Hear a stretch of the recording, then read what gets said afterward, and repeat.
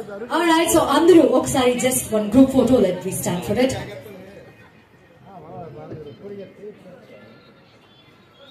Thank you. So ఇంట్లో తన పాటలు పాడడం, డ్రమ్స్ వాయిస్తాడు, ఇవన్నీ ఒక మనిషి ఇన్ని చేయగలడా అని తనని చూసి నేర్చుకున్నా. ఆ తర్వాత నాకు నేనేమైనా చేయగలనా అనేది నాకు క్వశ్చన్ మార్క్ వచ్చింది. మా నాన్న పాడతాడు, రాస్తాడు, మాట్లాడతాడు, అండ్ పద్యాలు పాడతారు, కథలు చెప్తాడు. ఏదైనా సీన్ నెరేషన్ చేయాలి అంటే కనుక, ఏదైనా సిచ్యువేషన్ ఎవరికైనా చెప్పాలి అంటే కనుక చాలా బాగా నెరేట్ చేస్తాడు.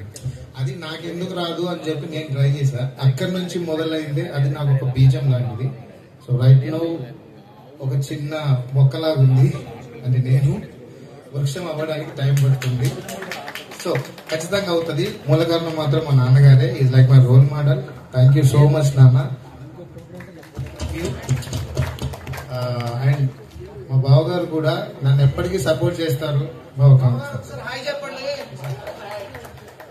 బావగారు కూడా ఎప్పటికీ సినిమాల్లో అంటే మనకి సపోర్ట్ చేసేందుకు మన ఫ్యామిలీ ఎంత దగ్గరగా ఉంటే అంత మంచిది. మా అక్క కూడా ఎప్పటికీ కూడా